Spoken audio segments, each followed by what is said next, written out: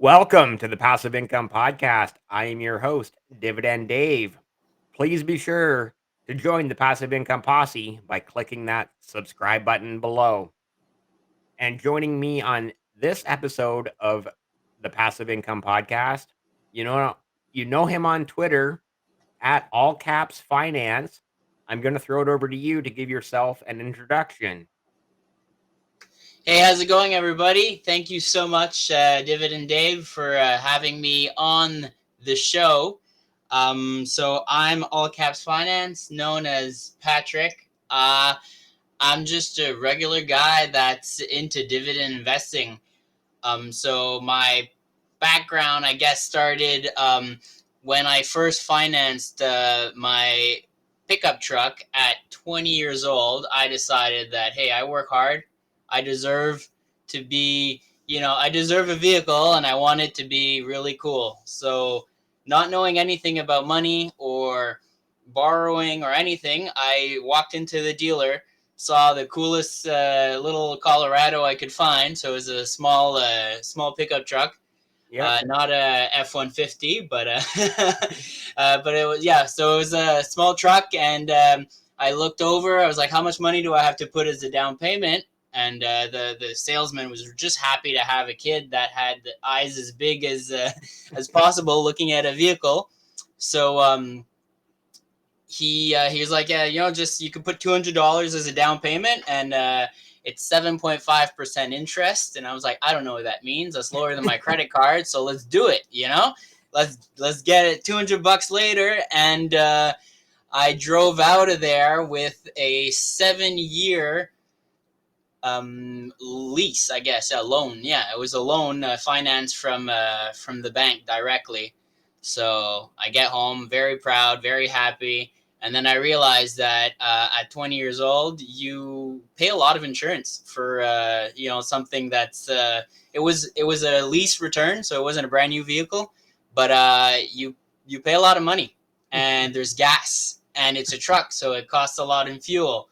And since you don't have that great of a past or a driving history, well, they charge you, really crazy amounts of money just to be able to drive that around. So I found that cool because, hey, I work a lot, so every paycheck I'll be able to pay for it. I could afford it, right?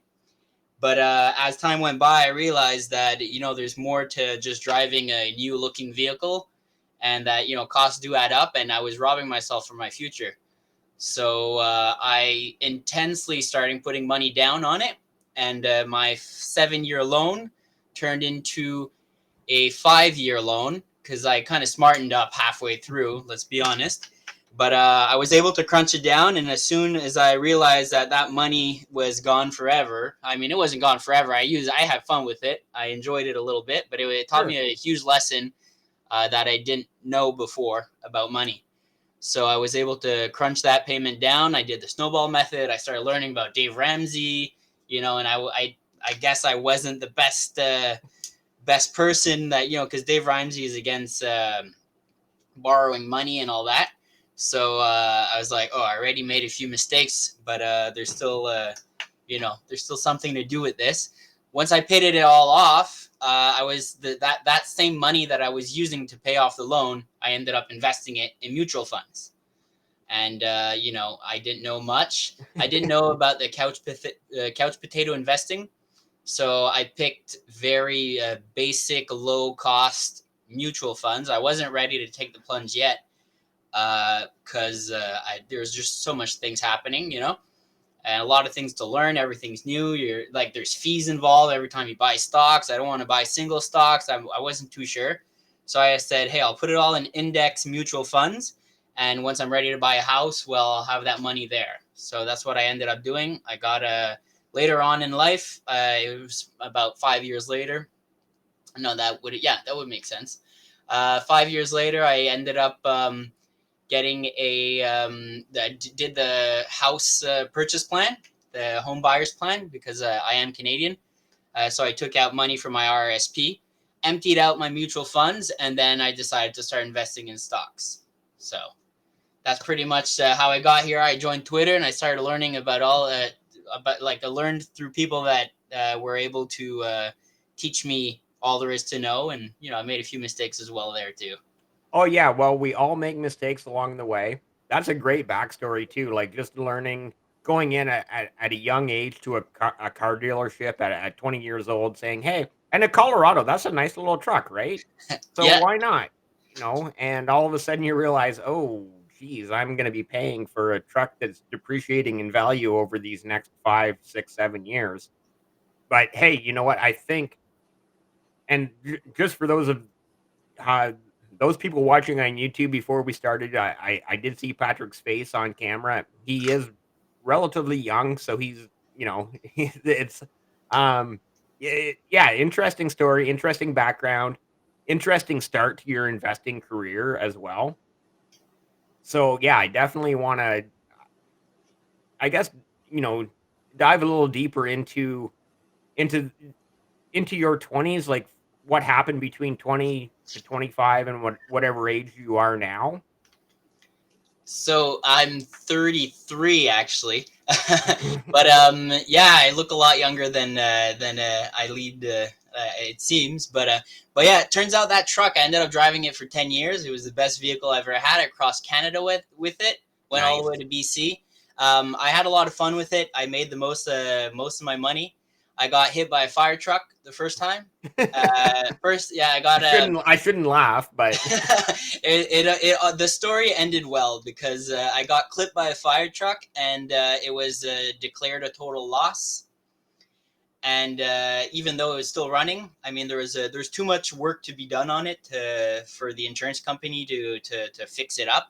But I right. ended up getting an adjusted value, so I ended up getting $10,000 for the vehicle after that. So I ended up getting, like, if I think about it, if it was a $20,000 vehicle, I ended up paying $1,000 every year for it.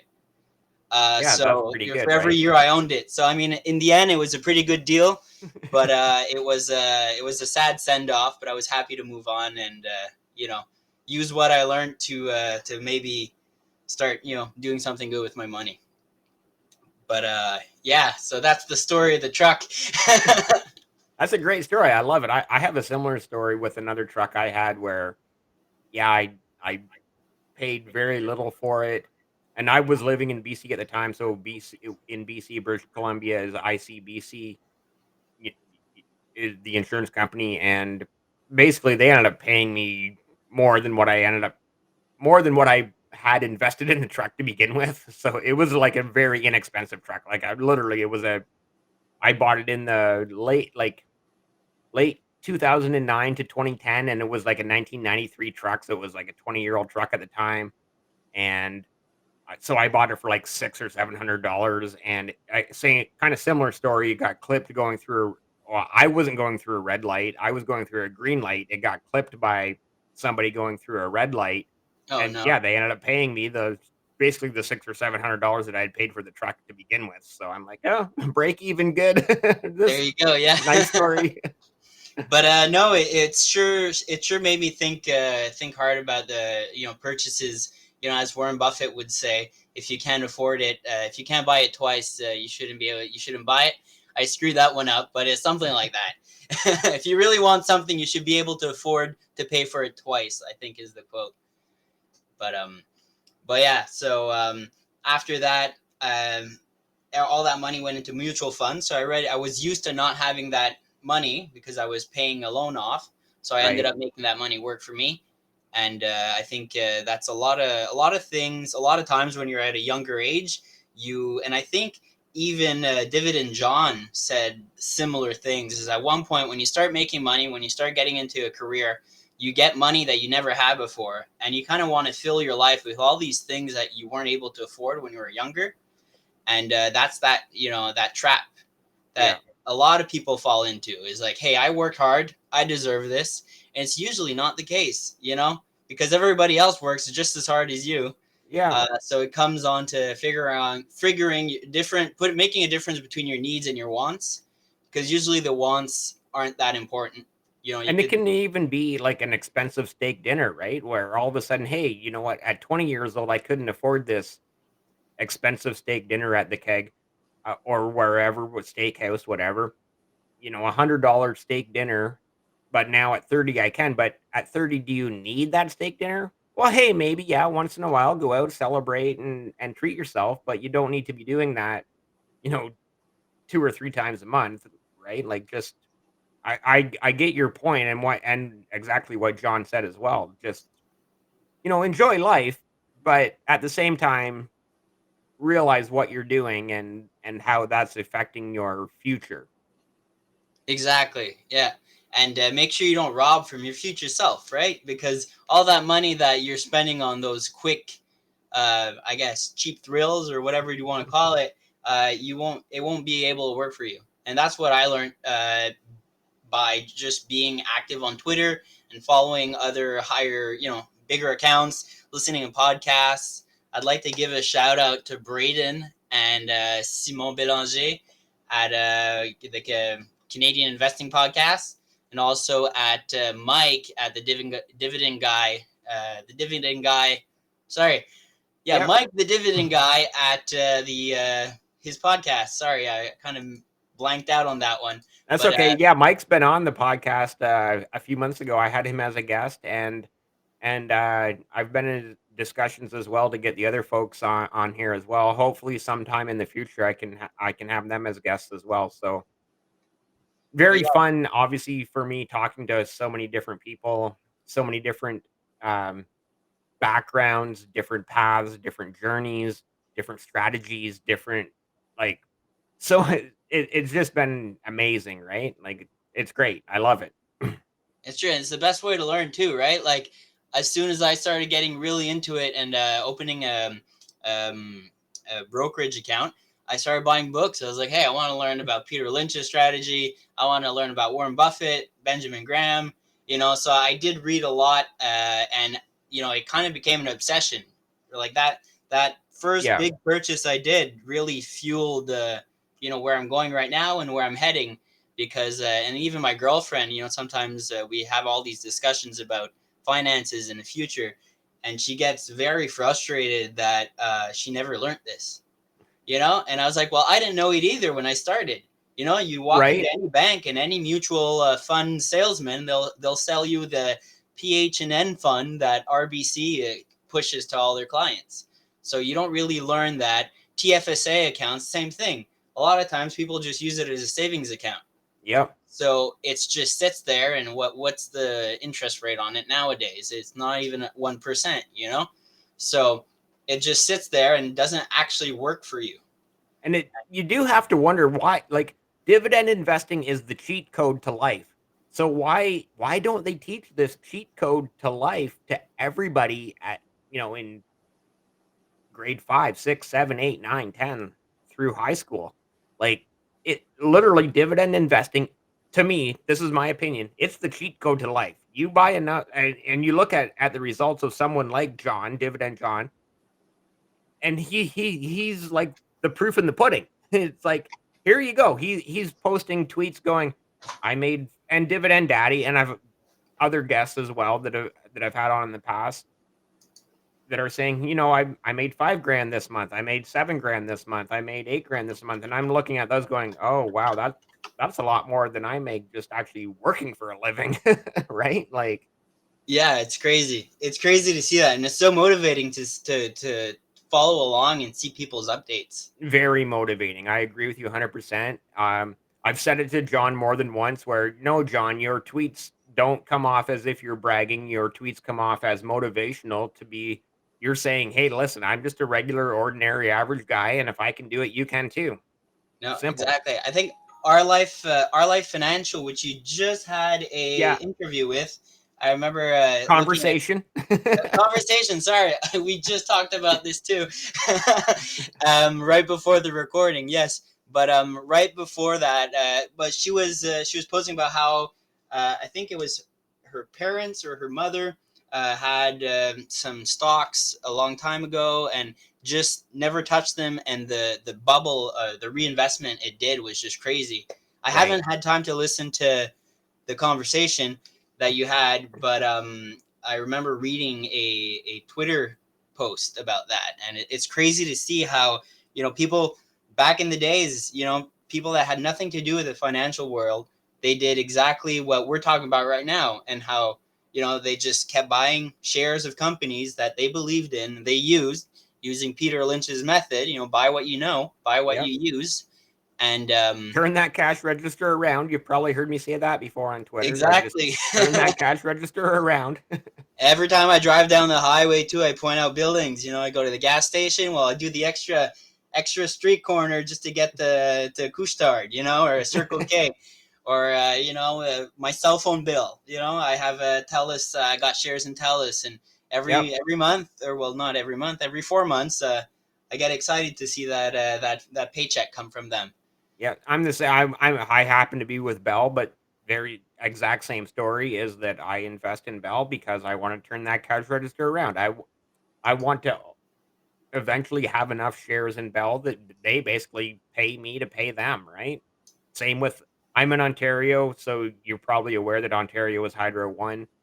I'm investing in Hydro One because same thing. I eventually I want them to pay me to pay them. It's I think it's one of the simplest and most easy to understand investing strategies of just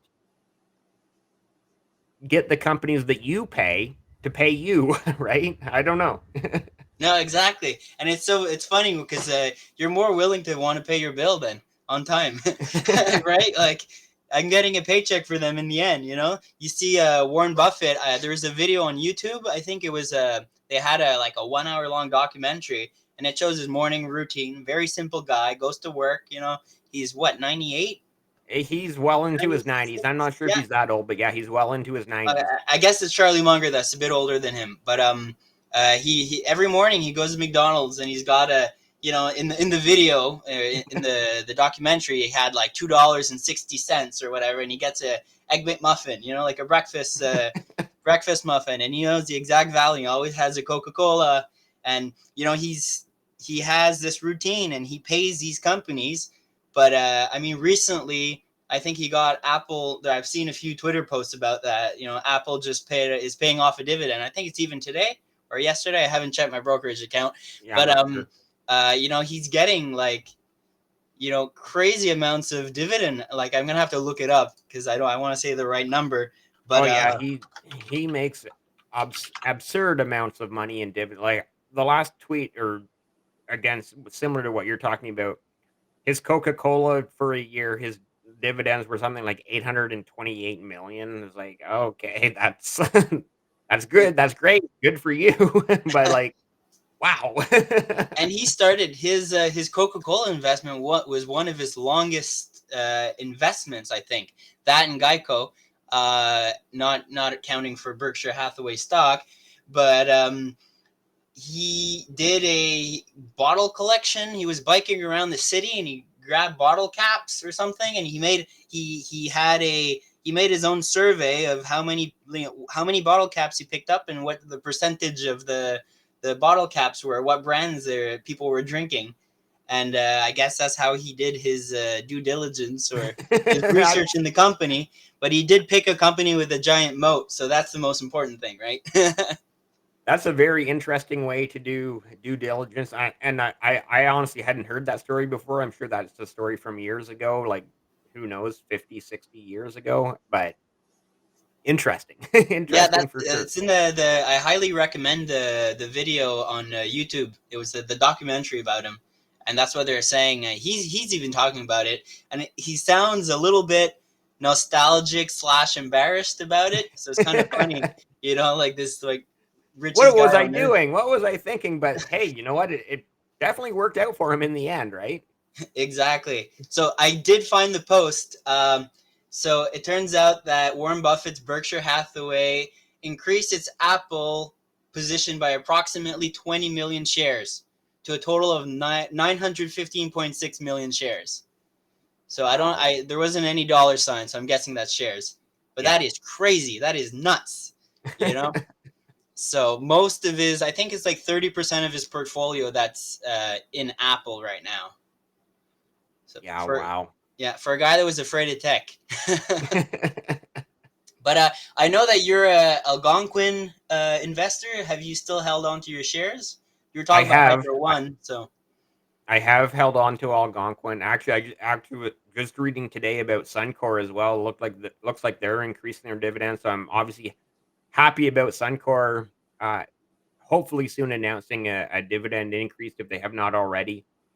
With Algonquin, I'm my position. Well, same both Suncor and Algonquin. My positions aren't that huge, so I'm not overly scared of that. I'm like, okay, I have a little bit of this and a little bit of that, this and that, meaning Suncor and Algonquin. With Algonquin, we saw the writing on the wall that that dividend cut was coming. So I was like, okay, now that they've announced the dividend cut, I'm kind of like happy. And honestly, ever since then, I've been really looking at it going, and again, going back to Warren Buffett and Charlie Munger, is like, is now the time to buy because everyone else is fearful? Like everyone else is fearful. Is now the time to be greedy? Should I be buying more Algonquin Power? I haven't yet.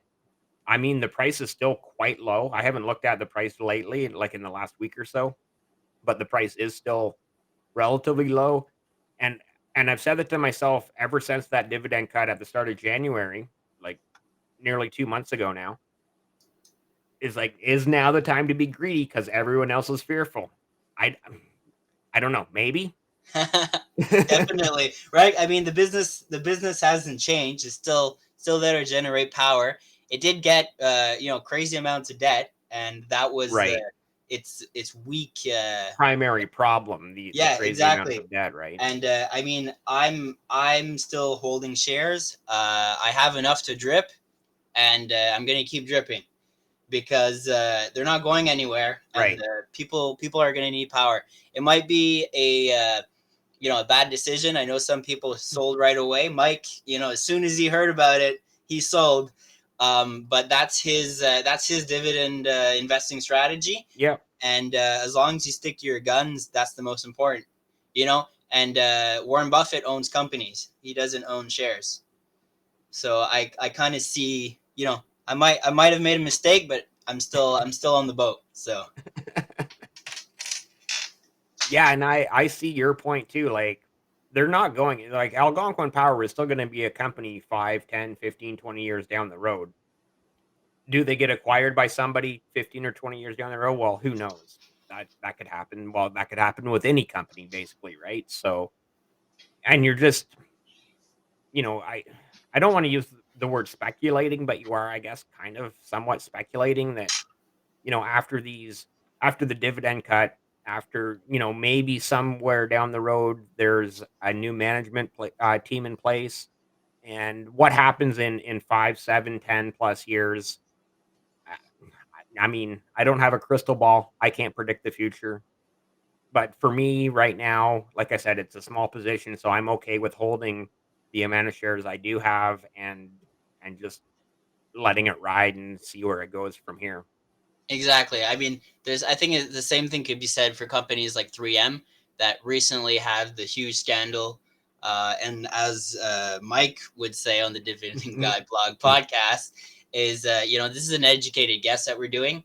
We might we might be right. If we're right, we're gonna do good out of it, and we might be wrong. And I mean, we already. I think it's priced in. The price of this situation is already priced into the shares. So I mean, we can't go worse from here. I mean, that's a bad thing to say. I should never say that. This time is different, right? That's the famous saying on Wall Street. But I mean, I took the hit, and it doesn't really affect my portfolio because I'm very well what's the word? Diversified. Sorry, yeah, diversified. But I set it up in a way so that this could happen, and I can't be too worried about it. I mean, I think all of last year, I started picking stocks in 2020, right at that special date that everyone started getting confined. So March that's 2020. exactly that's when I liquidated all my mutual funds after the I purchased a condo. So after that, I just moved everything, and the first, you're gonna love this. The first stock I bought was Ryokan. Uh, Yes. but so yeah, the first shares I bought was Ryokan and Royal Bank.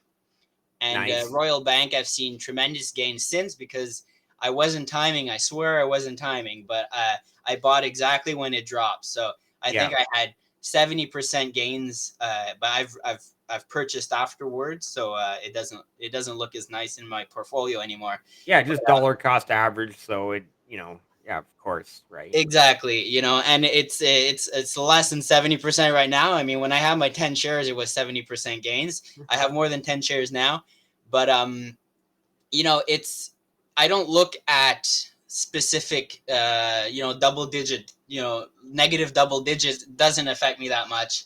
I know you're a crypto investor as well, so but I mean, the way I've set up, I really did my homework. I listened to everything I could.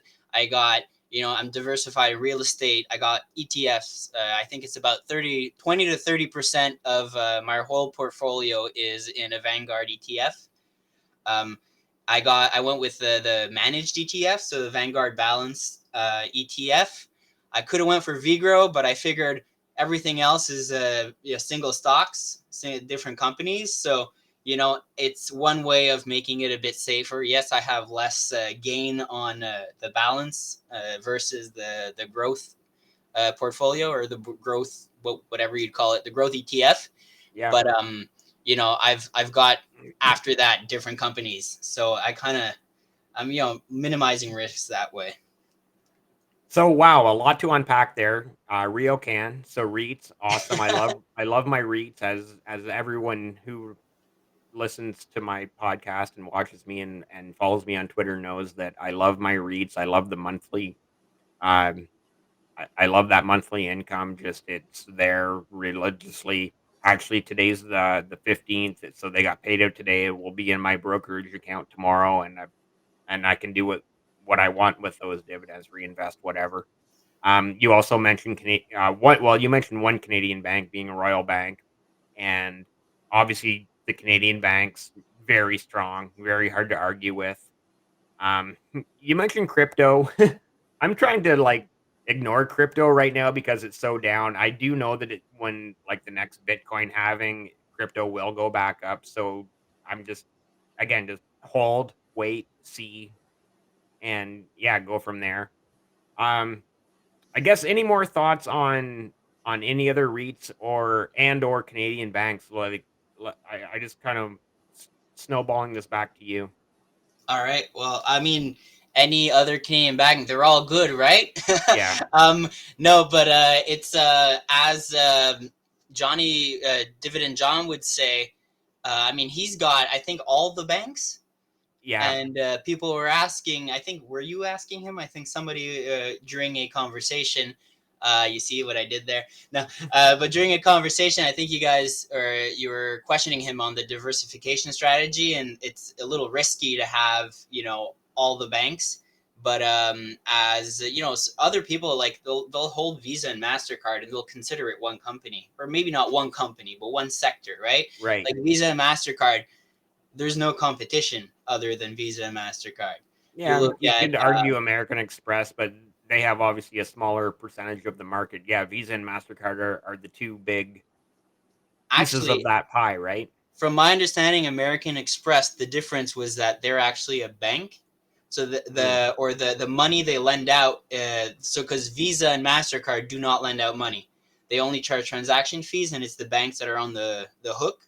I mean, right. I'm the worst person to talk to this about because I'm no financial expert.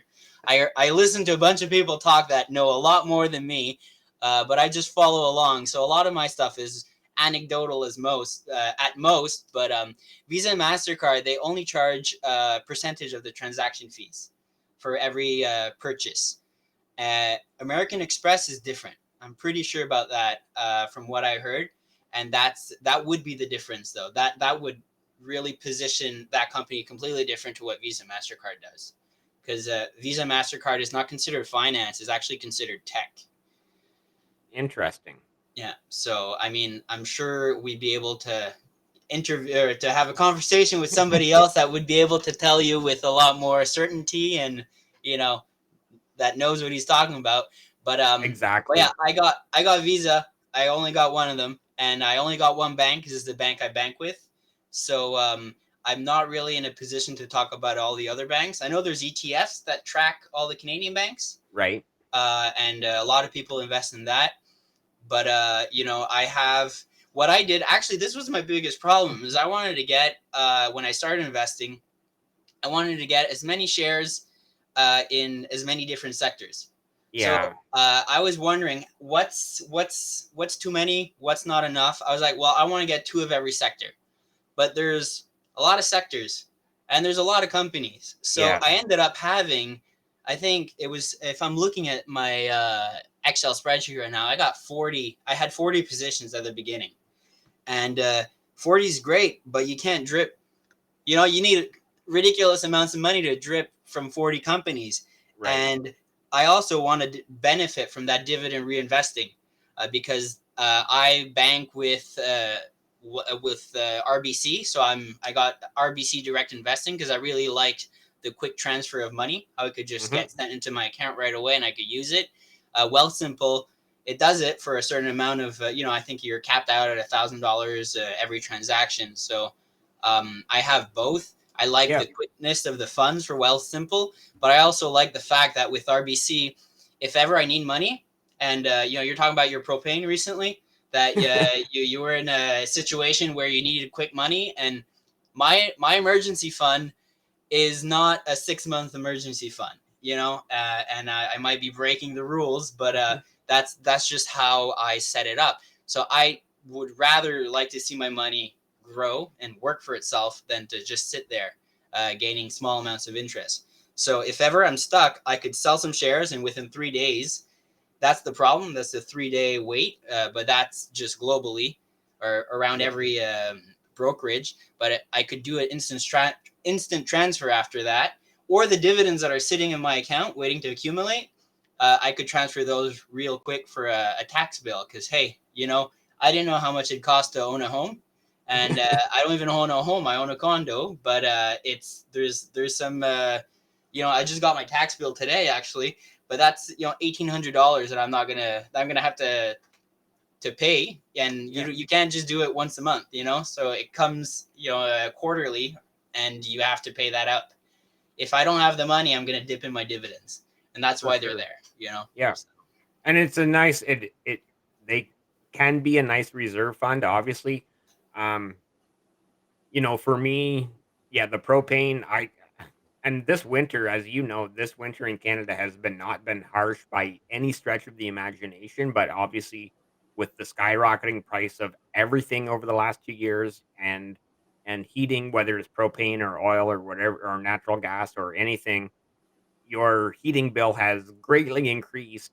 And I can only imagine, like, how bad would it be if this had been a really cold winter? Oh my, I don't even wanna think about it. I don't even wanna think about that, right? Like, so, ah. no, it is scary to see with all the uncertainty. Like I own what do I own? I own some shares in Nutrien, which was the potash company. Is that how you say it? I get potash. Yep. Uh, so it was crazy to see the run up last year. I think it was around this time. Last year, it went up to 78. Like, it doubled. I wouldn't say tripled because that'd be completely wrong. But as I said, don't listen to me for financial advice. Not financial advice, this is just 2 this guys is the having a plug. conversation. But it went up like crazy. It ran up, and because of the uncertainty, and now it's all the way, it's kind of stabilized down again. I transferred it, so I don't really know my gain anymore because I did a position transfer, which is pretty cool to do. It's a scary thing to see that amount of money disappear for that 7 day period, but it shows up eventually. It's kind of like sending money from an exchange to a cold wallet. It's always scary to do, Yeah, but so scary in crypto. Don't stay out of crypto, just invest in dividends. there you go. But get one thing right and stick to that plan.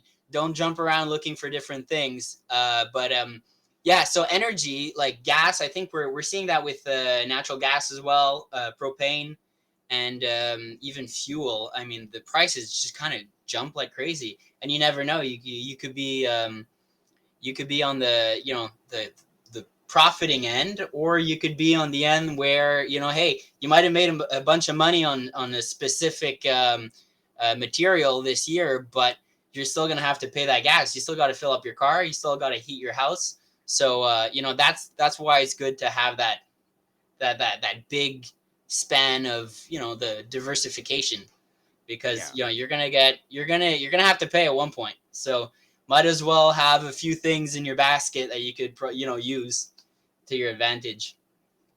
I'm going to circle back to what you said about having upwards of 40 different companies in your portfolio. And so I've had so many different guests, obviously, here on the Passive Income Podcast over the last 4 going on 5 months. It's going to be 50 guests here very soon. And everyone has a different kind of amount, a different, some people, again, going back to Dividend John, 6 Canadian banks, the 2 Canadian telecoms, a couple others. He's got like 10, maybe 11 in his portfolio. Someone like Jeremy, who is Dividend Stockpile. I was just like, he was, every time I brought a company, he was American, by the way, but every time I brought up at a company, he's like, oh yeah, I have some of that. Oh yeah, I have some of that. And he had like, I want to say maybe close to 70. And then a lot of other people I've had on in the past, having conversations with, where they're like, maybe I have 20, 25, 30, 35, 40, like yourself. And I don't think there's any wrong way to do it. I think we all know there's probably a whole lot of wrong. I don't want to, there's so many different right ways to do it. I guess is what I'm trying to say. There's several wrong ways to do it, and also so many right ways to do it. And it really comes down to personal preference and what you feel comfortable with. Personally, I'm in that 20 to 25 range, and I'm even at the point, and that's including my non-dividend payers, some of my my speculation stocks where I'm hoping for some growth over time. And I'm even at that 20 to 25 range going, should I cut this down to like the 15 to 18 range? I don't know, right? Like, No, I think at one point, once you get a grasp of what you're doing, and you got over the excitement of like, hey, I'm gonna buy this, I'm gonna try this. It's like you're at the grocery store, and you see a new product on the shelf, and you're like, ooh, what's this? Like purple ketchup. For us Canadians, that was a while ago, but you kind of get over that, and you want to streamline your portfolio. You want to fix a few mistakes you got. Like, I think I'm going to shout out again, Mike. I listen to so much of these guys. I feel like they're my best friends, yet, we've barely even talked. But, I listen to them at work every day, on my way to work, on the way back to work. I have to turn it off when my girlfriend's in the car, though, because she's tired of hearing about dividends. She's like, but but like, these guys are your boyfriends. I'm your girlfriend. Right? Exactly. Valentine's Day, I had to send out chocolate to a lot of people. But Sue's chocolate, right? No, Warren Buffett's investment. But so it's C's chocolate actually. But I did manage to break it down to 24 positions in the last year. So I've doubled down on certain stocks. I know that Magna International was down like 30% last year. So I used that to my advantage for other companies that I decided that, they're great, they're fun, but I already have four REITs. I don't need a fifth REIT, or, I want to break it down to only 2 REITs. So I got an American REIT ETF. So I'm invested in USRT. So that covers my American side. It's in my RSP for that tax advantage. So I did a few things like that. And there's, at one point, you want to streamline it. And you're saying 24 stocks around? I'm in that 20 to 25 range. Probably, okay. Actually, you might be right. I might have 24 exactly. I don't know. Okay. But I was like, I haven't looked, I swear. But you're thinking about streamlining it, and I think it gets to a point, at one point you have a general idea of where you're going, how you want your portfolio to be structured. And I don't need a whole Google, like, I'm not interested in that. A lot of people are, and that's good for them. If that's your plan, yep, stick to it. But I do know that I'm going to change my mind at one point, because I'm not making income, and one day I'm just going to sell it at a loss, or decide something on, and that'll be the first stock I cut because it's not really, it doesn't fit in my goal. And what I want to see is that cash register, opening every now and then. I get an email in the morning. It's like, hey, today I know you're going to work, buddy, but it's 7 a.m. and you just got a dividend payment. Like, that is great. Nothing I love more than those. You wake up at whatever time you might wake up in the morning, 5:30, 6 a.m., and you just see that on your phone notification. No, that's great. $6 went into your account, $9, 12, 20, 50, whatever it is. It's the absolute best thing in the world because you just get this little feeling of euphoria that this company just paid me to not work for them. I think you have that in your description, I think. Or it Yeah, was your pinned tweet. Yeah. pin But tweet. it's crazy, you're like, these guys are paying us not to work for them. But it's I think that's it. Like, we want to optimize it. We want it to work for us. And at one point, we know what we get to a point where we know where we want to go. And, I know I want to reinvest. I know I want to do it automatically. I want to have to think about it. I've set it up so every paycheck, that money just goes into those accounts, and it just sits there until I'm ready to do something about it. I've paid myself first, and that's like Awesome. David Chilton. The Wealthy Barber is another great book for beginners. I one read of the that. best. And it's an old book. I read that back in the early 90s. That's one of the best and oldest books. The Wealthy Barber. Yeah, huge shout out to that book for sure. 100%. And it's like, it's great. And he did a recent version, I guess 5 years ago, like a new and improved for Canadians, because it is a Canadian author as well. So at the time, I think it was the only Canadian literature that you could read and relate to, because a lot of times they're going to talk about, I think in the U.S., even the dividend stuff is a little bit different, just different enough, so that Right. it's we can't really relate to. Also, for like mortgages, they could tax deduct their mortgage or something, or their mortgage interest, which we can't in Canada. Then there's the Smith maneuver. Like, you start looking into it and you fall into this giant rabbit hole, of like, how could I optimize? So, I learned a few things, like I mentioned it earlier, is all the American stocks in the RRSP, because you get the tax withholding Yeah. benefit or whatever. Like Canadian stocks in the TFSA. Apparently, there's advantage for dividend over distributions. So I think RioCan gives dividends, because that's how it's listed in my brokerage. But other companies like Dream, because I have Dream Real Estate, and they give distributions. So a distribution is still taxed in a TFSA. So Oh, it's I better didn't to know hold it that. in an RRSP, which I didn't know that. Or there's a difference in the taxation, and that, like, that's something, and I'm going to consider, moving forward, is maybe I should, I'll buy the same amount of shares in DIR. I'll put in my RSP, and I'll sell the stuff I have in my TFSA, and I'll double down on, what could I double down on? Hey, how about well, silages I don't hold anymore. But how about I double down on, what am I looking at right here? They're all Power Core. Power Core hasn't done anything in a while, but it still pays me great. I still get, now I'm able to drip it, so that's good. And that was my goal, is I want to be able to drip companies automatically, so I don't have to think about it. Nice. And by doing that, you get rid of all the emotions. You make it, it's 100% sure that money is going to get reinvested and it's going to be working for me. So I don't have to think about it. I could just go on, doing my daily thing, and that pile of money is just going to snowball into an even bigger pile of money. Yeah, cool.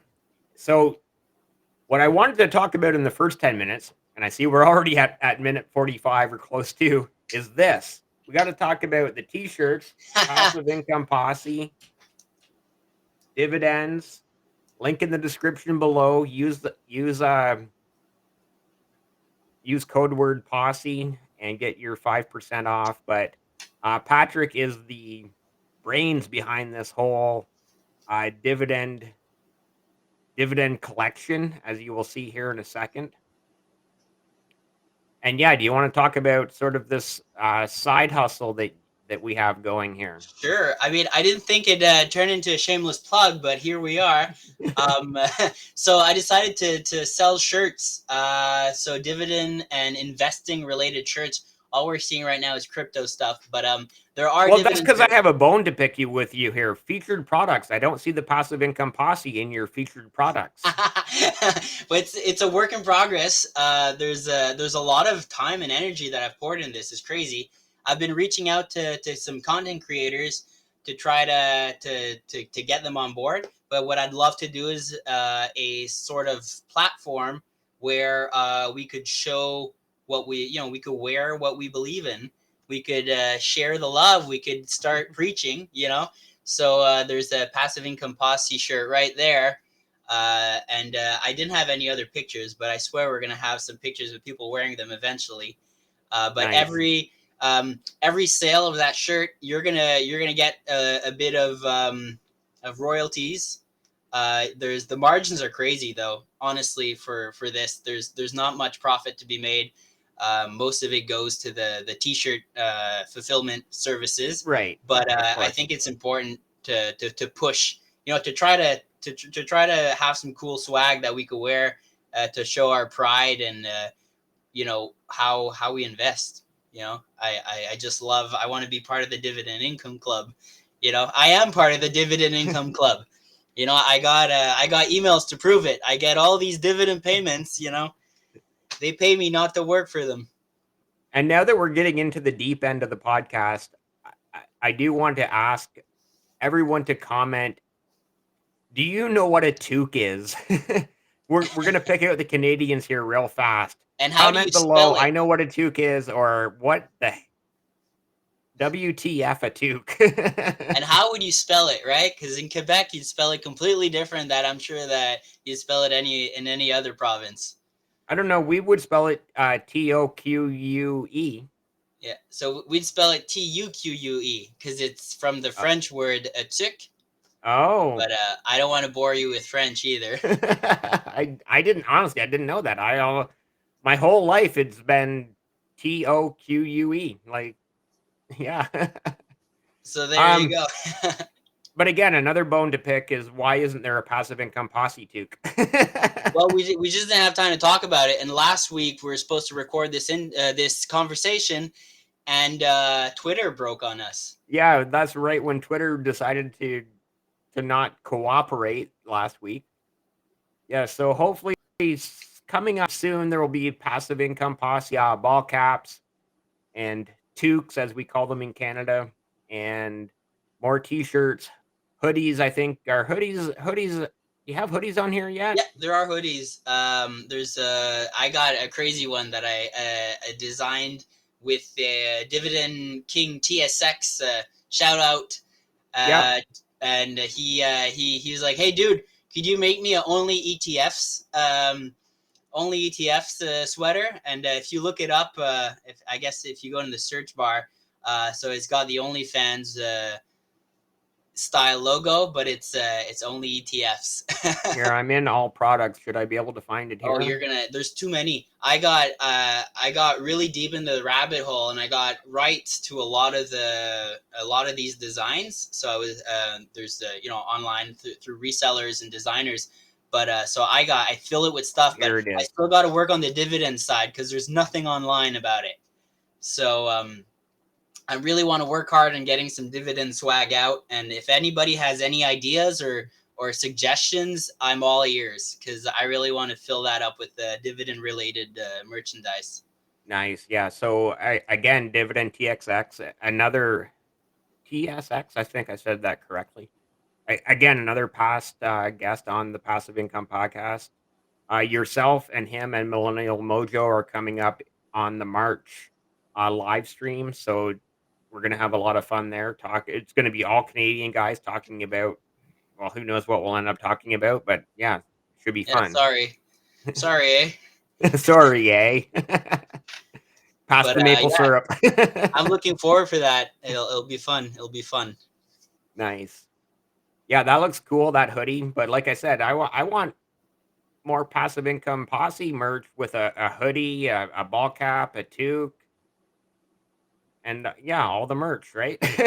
Yeah, and everybody that uses the code at checkout posse gets Code word posse. an additional discount. Nice. Yeah, and So make obviously I'll have that link in the description below. And yeah, so please be sure to check that out because as you just saw there, as I was scrolling through tons of different designs, whether it's some crypto stuff, Bitcoin and whatnot, and more dividend stuff. And when we were DMing just over this past week too, you were like, the in the merch, like the Bitcoin and the crypto, the merch is extremely oversaturated, which is true, right? Like there's tons of Bitcoin and crypto merch out there, but the dividend investing community merch not so much. So I think you found or are finding a incredible niche there.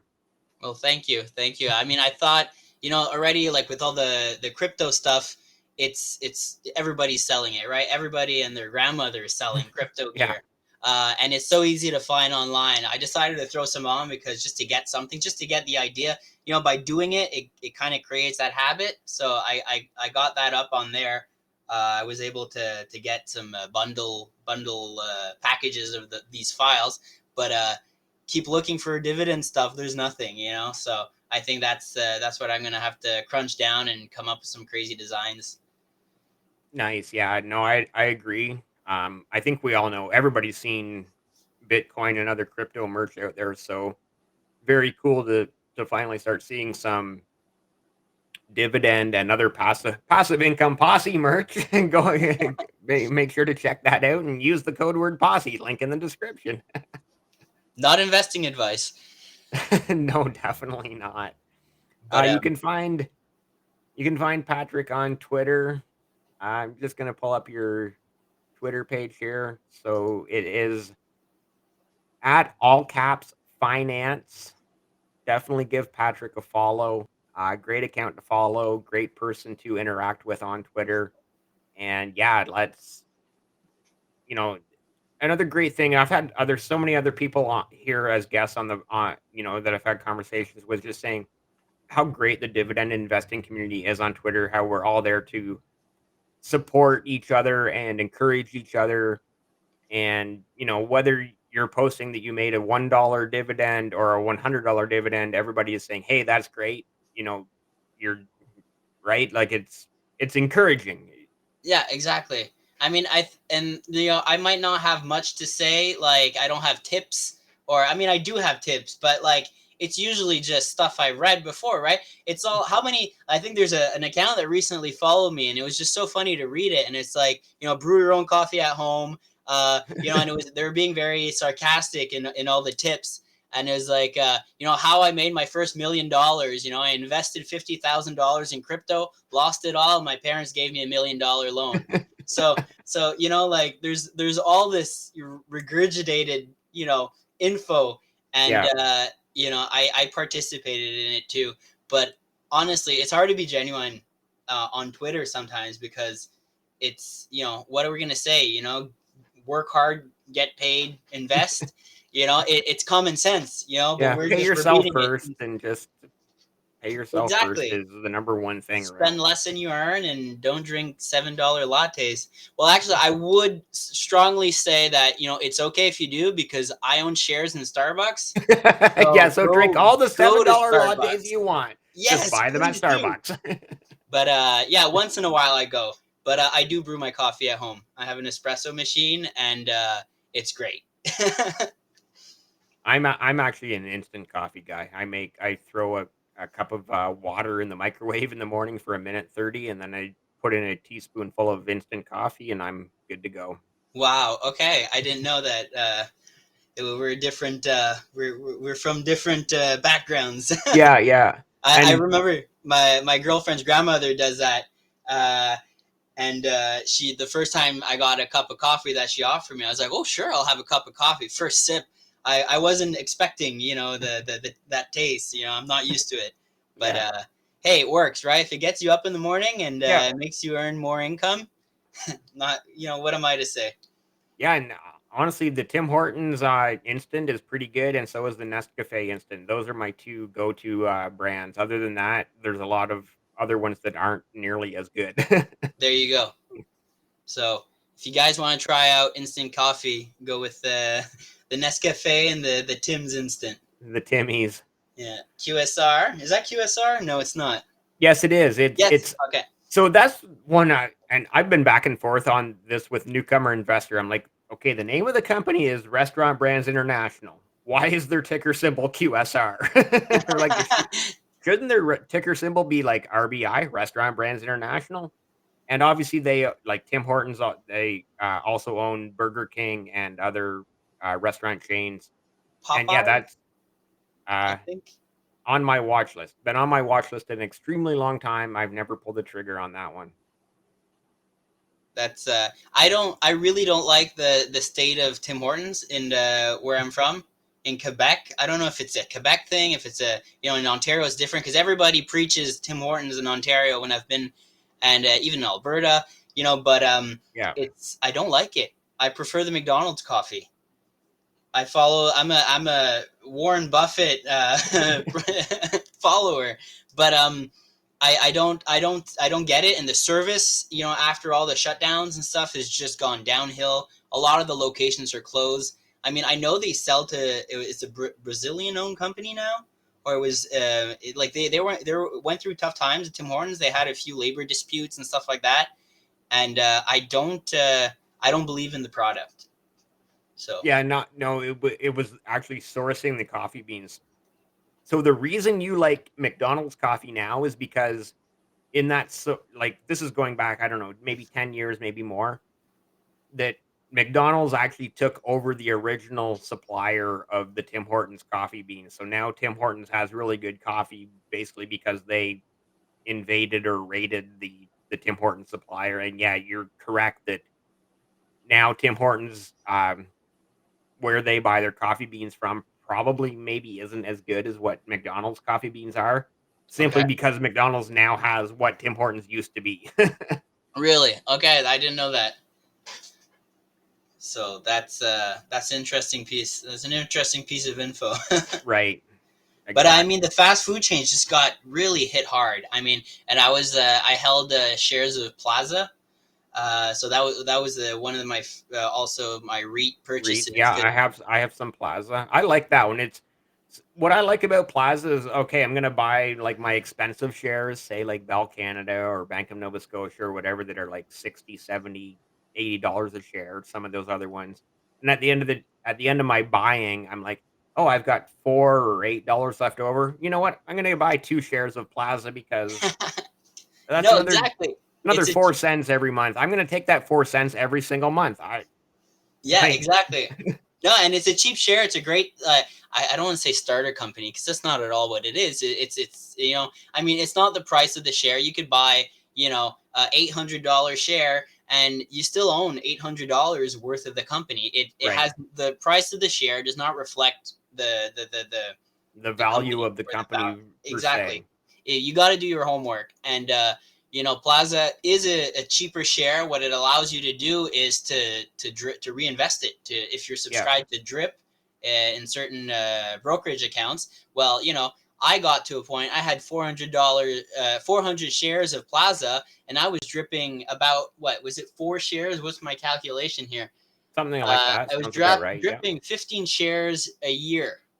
I think. I mean, I'm looking at an old spreadsheet, but I since sold and I all put into RioCan because I doubled down on my investment thesis, and I was really trying to bring it down from 40 companies down to the least amount as possible. Yeah, down So down to 39. Let's get yeah, from 40 down to 39.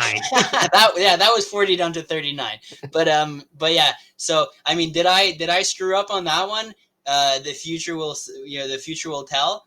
But Right, it's I figured it's going to be less complicated if I just follow a smaller amount of companies in my list, yeah. and it's my money. I could do what I want with it.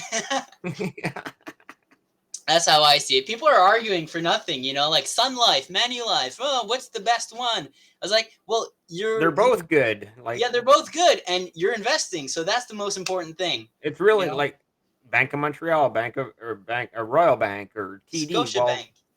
Yeah, yeah, they're all we know the Canadian banks are good. So if you can only afford one, pick the one you want to go with, and it's probably exactly. going to be your bank, really, right? Like It should be right, unless you bank, you believe in no banks or something. But I'm just talking to talk right now. so circling back to Plaza though, like I said, I like that one because like I said, just at the end of my when I once a month when I do my buys or however often I get to do my buys, and at the end of the day, oh, I've got $4 or $8 left in my brokerage account. I'm just going to buy another 1 or 2 shares of Plaza, add another 2 or 4 cents to every month, and that 2 or 4 cents adds up. It helps this. There's a that's one more snowflake on that snowball, right?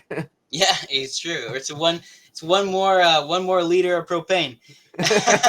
One, or it's one more tax bill, because I did take out a few times, some of my dividends in my TFSA to pay for tax bills, because I mean it's getting expensive.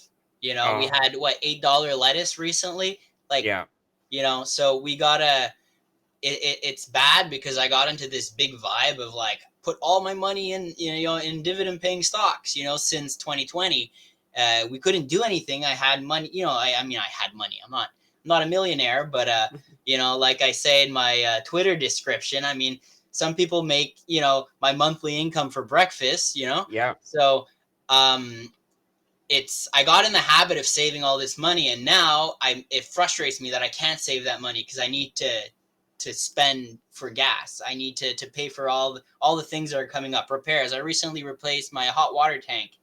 That's an $800 purchase. And Yeah. if I got it installed, with like I got it installed by a professional, but it was a close friend. But if I paid for a contractor to install it, um, I would have paid, $400 or $500 of money that I could have been investing.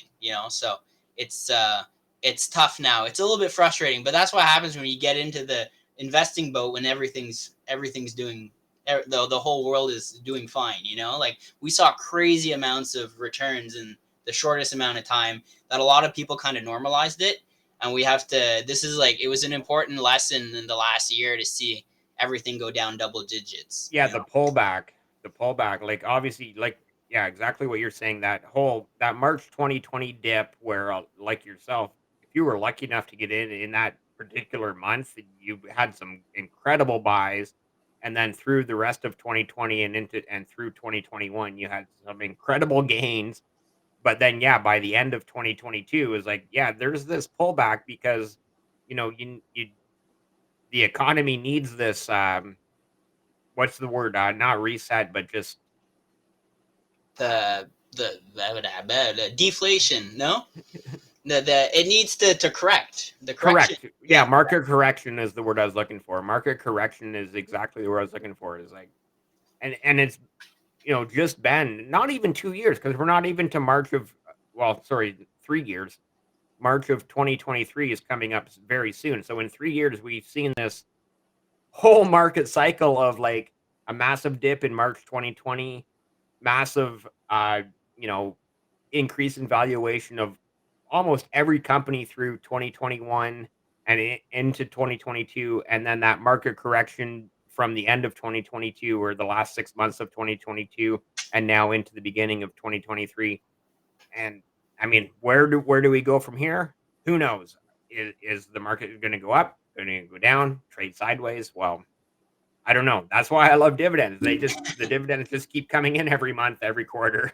exactly. So that's what you got to look at, that number. And on top of that, if the share price goes down, we're buying more. We got more buying power with our Yeah. dividends, and that's the important thing to say, to see. And originally, funny fact, I thought that the dividend payments were in percentage. So I thought the yield, when they announced the dividend payment, it was yield. You get, if I'm looking at Algonquin, it was paying a 5% dividend at one point. Um, it was it no 4.9% at one point because I got that old spreadsheet that's not updated. But now it doesn't pay that anymore.